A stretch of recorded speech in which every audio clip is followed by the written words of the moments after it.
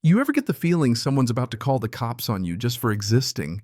That was me out in the yard, sweat-dripping hands full of splinters, and good intentions when this woman I'd never seen before, clipboard-pressed khakis face like she ironed it flat, every morning comes marching up shouting about bylaws like she's head of the United Nations. I looked around for cameras thinking maybe I'd wandered into some kind of prank show. Nope. Just my new neighbor Cynthia Cole and half the block tagging along behind her like they were headed to a parade instead of my fence line. She points straight at my lake, mind you, and hollers, HOA amenity. Right here, I swear I almost dropped my hammer. I said, are you kidding me? I'd been getting these little nasty grams in the mail for weeks. Supposed violations, dock too long, grass too high, fence too new. And here's Cynthia, president of Willowbrook Heights HOA, announcing she's magically annexed my ranch because it'd make her real estate flyers pop. I felt like someone was trying to steal my truck while I was sitting in the driver's seat. So I told her as polite as I could muster, "That's interesting, Cynthia, because I'm not in your HOA. You'd think I slapped her." Her whole face went red and she fumbled with her phone like it was a grenade. We'll see about that. Next thing I know, she's calling 911. Yeah, actual emergency services because I was raking my own yard on my own land. 15 minutes later, here comes Deputy Carl Benson, lights flashing, looking like a man who's seen one too many dog-walking disputes. Cynthia lays it on thick, accuses me of creating a hostile environment, making it sound like I'm running a meth lab instead of pounding fence posts. Deputy listens, nods, but you can tell he's heard it all before. He asks, what's the actual emergency here? I show him the real county map, explain my property's never been part of their little kingdom. Cynthia waves her clipboard, claims new amendments put me under her thumb. But when the deputy asks to see them, suddenly they're still in process. He warns her about abusing 911, tells us to settle it like adults, and leaves with a sigh. I keep working, but the crowd lingers. Tom Harris, local rubberneck, bobbing along like a dashboard dog. Emily Reed, phone raised, capturing it all like she's running a true crime channel.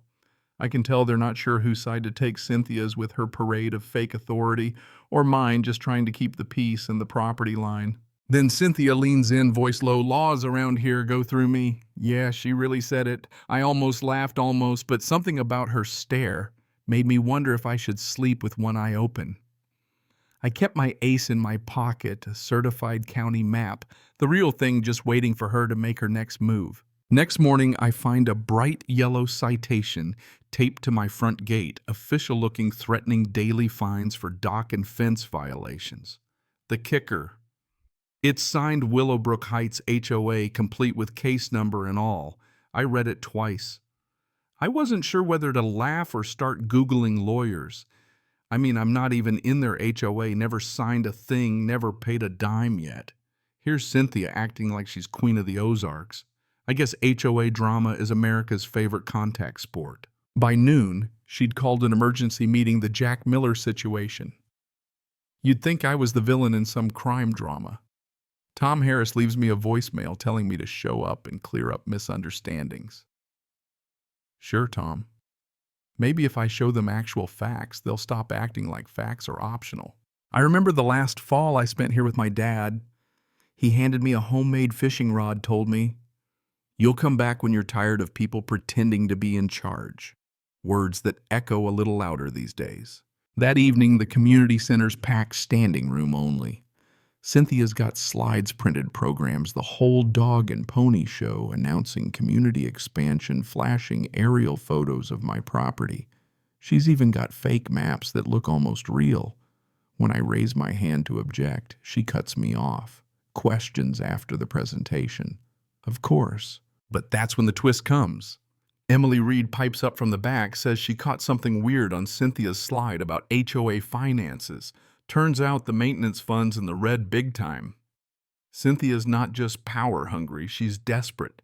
She wants my lake so she can boost home prices, raise fees, patch up the budget hole she's dug. It's all a con one that would be genius if it wasn't criminal. Next morning, I drive to the county office, ask for the real property records. The clerk, nice lady, prints out a fresh map, my lot, clearly outside their jurisdiction. She even jokes about overzealous HOAs. Guess I'm not her first rodeo. As I'm leaving, I get an anonymous email. No name, just scanned contracts that prove Cynthia's been doctoring documents. Someone on the inside is feeding me info, and I'm not sure if it's a guardian angel or a setup. 3 days later, Cynthia drops her next bomb. Updated amendments show up in every mailbox claiming my ranch is now part of the HOA. The paperwork's a mess, bad fonts, sloppy margins, made-up codes. I show it to the county clerk and she laughs. This isn't how boundary changes work. Turns out you can't just draw a new line on a map and claim someone else's land. There's a legal process, public hearings, and shocker, my written consent. But Cynthia keeps pushing. Tries to tow my truck, claims it's illegally parked on community property, my own driveway.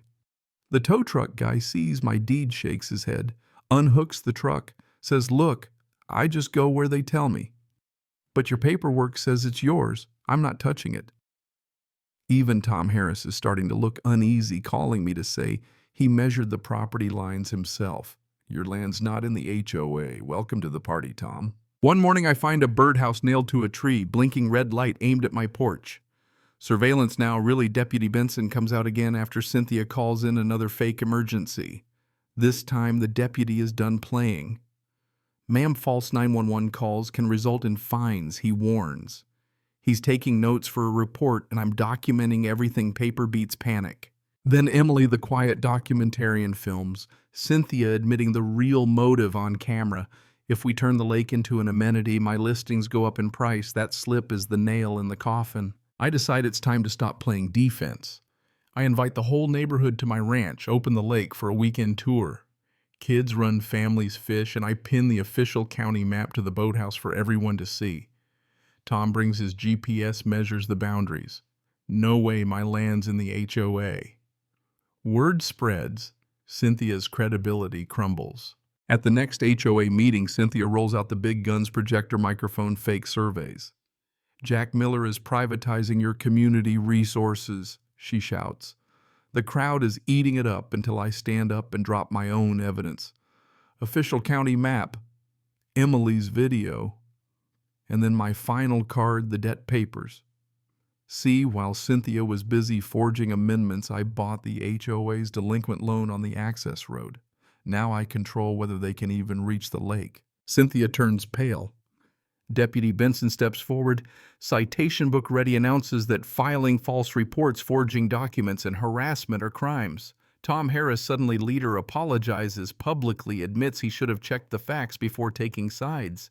Other neighbors chime in. Suddenly, it's an avalanche. Cynthia's lies are out. Her presidency finished, her real estate license under investigation. The fallout is quick. Emergency board meeting.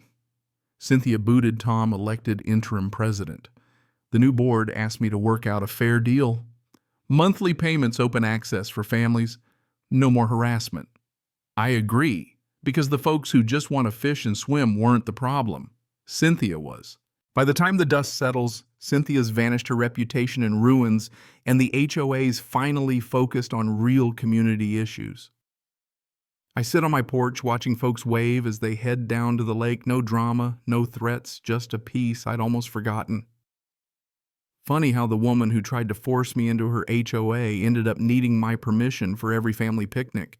Maybe that's what boundaries really mean, not lines on a map, but respect, honesty, and knowing when to stand your ground.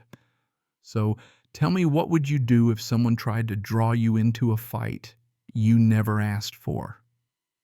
Drop a comment, share your own war stories, and let's talk about what justice looks like. Because sometimes it's just a guy on his porch finally left alone.